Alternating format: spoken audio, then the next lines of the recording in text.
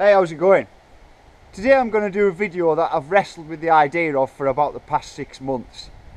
What's been stopping me? Well, you might find it a little bit controversial, and if any of the industry people who follow me catch hold of this, it might rock the boat with our relationship a little bit. But sometimes you've got to be controversial and you've got to be willing to rock the boat to cut out all the bullshit and get to what's real. I want to call us out on some of the bullshit we tell ourselves. We're all guilty of it. That means you and me too.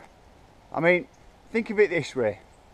We all like to check out the MTB media and we see things in there and like, oh wow, look at this new gear, this new thing. If we had this new thing, wouldn't it be great? And the reality of it is, the actual MTB industry, they rely upon that. They rely upon their marketing to convince us that everything would be great if we just had this new thing. If they didn't do that, they wouldn't sell the new things and therefore the businesses would fail. The reality of it is, you and I both know that owning a Ferrari does not make you a racing driver. We also know that owning a Fender Stratocaster does not make you Eric Clapton. Just in the same way that owning a deck of cards does not make you a magician. So why oh why can't we all just accept the ridiculousness of bullshitting ourselves that the situation's any different when it comes to mountain biking? But we do. We all tell ourselves, if only I had the new thing, the new great thing. It's rubbish. Example, not one of us would tell our friends, hey, I've just bought Danny McCaskill's 2018 bike. So next week when it arrives, look out on my Instagram because I'm going to be doing fakey nose manuals. We just wouldn't try and feed this sort of a story to one of our friends. The moment that they turned around and said, dude, you do realise that just owning Danny McCaskill's bike doesn't mean anything. You need practice. Practice is the key. We've all got to admit to ourselves and each other that yeah, it's not about the gear, it's about practice. Casting aside the bullshit, if we all know deep down that practice is the key and it's the most important aspect to progression in mountain biking, why oh why do I keep hearing this? That? I'll never be able to do that. Once we admit to ourselves that the key to mountain bike progression is practicing, saying that you'll never ever be able to hit that is about as ridiculous as saying to yourself that you'll jump on Danny's bike and immediately be doing backwards nose manuals. Of course, we understand that the key is practice.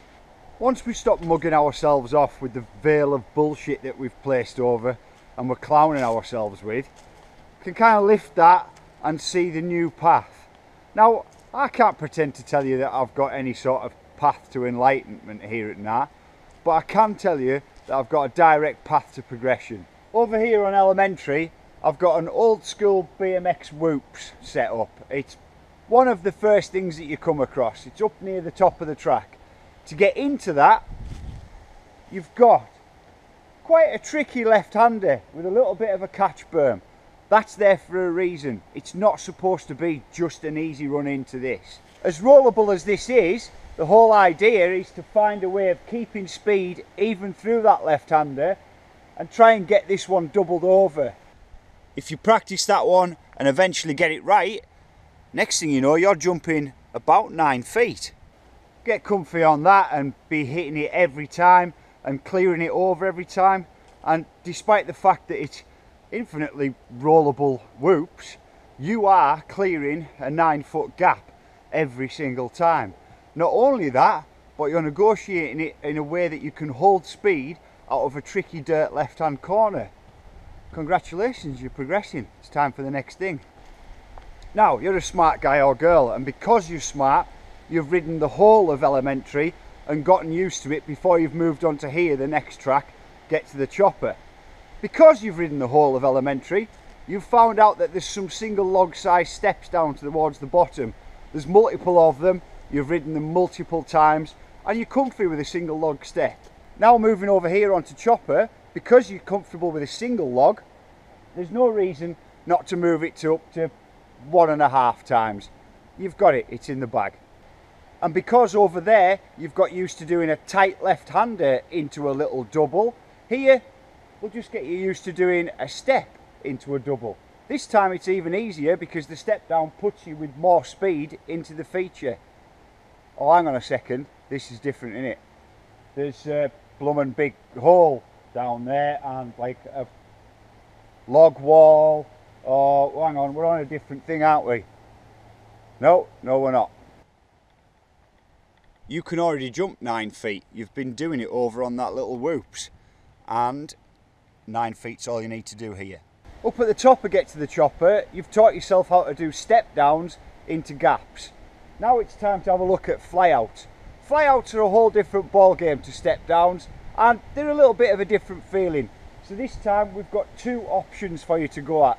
There's a smaller one and a bigger one. Hey, it's a new feeling, so it's just time to get used to a different thing.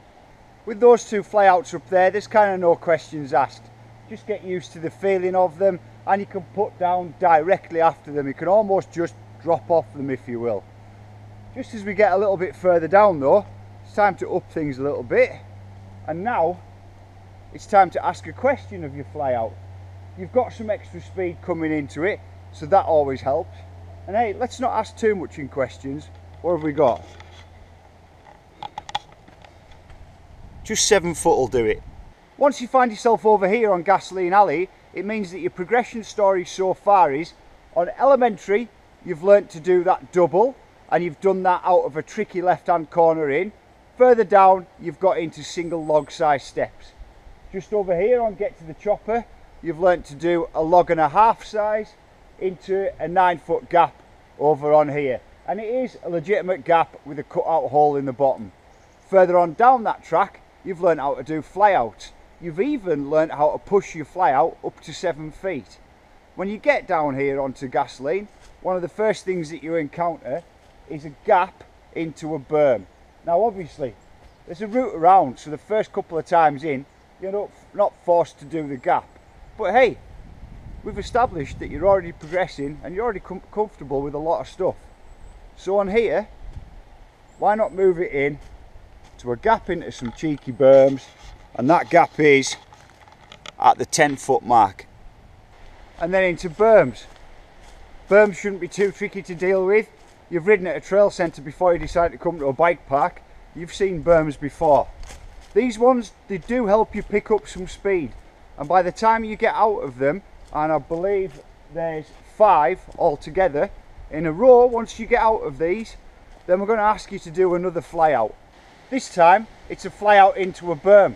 But hey, you're the berm champ by this point. This is a 3 log flyout. It's 1 smaller than the big one on Get to the Chopper, and it's 1 bigger than the small one on Get to the Chopper. So it's a medium. But this time, there's a little couple of things that are handy to know. First one, at an early place in here, we've got a bit of an obstacle. There's an old tree stump. But hey, guess what? The old tree stump is only at 9 feet away. You jump to 10 feet, no problems at all. There's also a little finger route. There are a lot of people find themselves getting over towards putting their front wheel on. If you can reach that, you're flying out to front wheel at 20 feet, which means that your rear wheel is coming in at about 14, 13 feet somewhere. That's a pretty good fly. Of course, because you're the champ of berms into flyouts, into berms, then why not just put another flyout in again? Welcome to GAP. By this point, you've already learned how to come into a tight left-hand corner with a catch berm and double yourself up over 8 feet. You've learned how to go from a step down straight into a 9 foot gap. You've learned how to gap, I think it was another 9 feet, 10 feet into a set of berms. You've learned how to step out of those, anything up to kind of like the 20 feet mark, and then step back out again. So yeah, there's a gap, but guess what? It's got a pretty easy and fast run into it, and it's not as big as you think. GAP does have a minimum requirement on it, but if we have a look, To get over and put down safely, you're only looking at 12 feet. Well, guess what? Not many people do that. It's more like the 13, 14, 15, probably average, for average put down place. If I raise you up a bit and you can see how the dirt is, average is around the 17 foot mark. There's a little bit of a transition on that that kicks you up and over, so achieving 17 feet isn't quite as difficult as you think. Just a bit further down this track, you're also going to find a kicker sort of fly out onto a hip landing that it's nothing you haven't already achieved anyway, so this one can be hit too. Over here you'll find double down. It's my dual slalom track. It doesn't have any features on, there's no gaps or step downs or anything like that.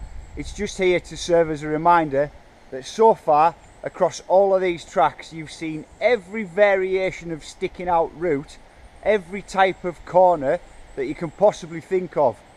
This track's just here so that you can string all of that together and prove your skills and how fast you can be. Lo and behold, before you know it, here you are on Electric Landlady. Now this one, it looks different, and it does. It's raised up, it's wooden, oh, what's going on? Well, let's just get a few facts about it. The running is super easy. It's nice and straight. There isn't an amazing amount of roots in it. You've just come off a step down at the top and you're really kind of motoring by you get to this part. The important thing with this, the tape measure never lies. Now I'm going to presume that over on GAP you've started to hit that kind of average point where everybody else is putting down and you're doing the 16 foot. Well, all we're asking you to do here is less than that. Let's get you up here. You've got a bare minimum of 13 feet. 14 feet gets you nicely over the knuckle. 15's perfect. 16, you're now getting into a great landing section. 17 and onwards. And as you get down into this second bit where it changes colour, roughly the average put down on here is about 25 feet. The only way that you can tell yourself, I'll never be able to do that, is if you completely blind yourself to all the tools and opportunities I've laid out before you. In order to continue to harbour the idea of I'll never be able to do something, yeah, you do kind of have to be ignorant to the tools and opportunities in front of you. But more importantly than that, you need to continue to carry this idea around with you that practicing isn't the key part of progression of mountain biking. And hey, we both know that's a mug's game. Now, Electric Landlady is track number 7, or you could call it progression level 7. Depends whichever way you want to think of it. But it's number 7 of a planned 20 plus tracks that I'm putting in here at GNAR. Now, if you're already over there shooting gaps, raised gaps to 25 feet, you're probably kind of questioning what's next. No, we're not going to crazy rampage style features, but we are going to slowly keep the progression up going. And you might just end up doing stuff that you never thought was possible before. This is a sneak look at Beggars Canyon. We've got a berm lay up into here, into a kicker. Let's take a sneaky peek. Upon completion, this section of Beggars Canyon here is going to be a dirt and log kicker up into a raised dirt landing pad. Let's have a look at how far that one's going to be. Now, because of what's come before it, you might be thinking, oh well, this one then, over there we're doing 25s, this one should be at least 20 feet. Just come a little shade down from that and we're looking at, it'll be a clearance of around 18 feet. And yes, as it slopes down and it's built in and finished, there will be an opportunity to send this gap further. So I suppose by some aspects of it, I am a part of that mountain bike industry by loose association. But I see myself as a facilitator of good times. I just put these things in here and it's you that has the good times on them. When you guys manage to do your first gap jump, or you manage to do something that you never thought you were going to be able to do before, but you've worked your way up there, I don't take any credit for that. Hell, while it was going on, I was in that cabin down there writing emails and drinking coffee. It was nothing to do with me. I'm not going to tell you that, hey, when 2019's new product comes out, that's going to render all other products that I've manufactured before useless and old, and you don't want any of them, you just want this new thing. No, that's an utter crock. It's all important, and it all has a chain of progression, and that chain is very closely linked. Anyway, I've been kind of shying away from making this video because I'm not trying to have a go at the industry, but there are a couple of misconceptions that we just get wrong.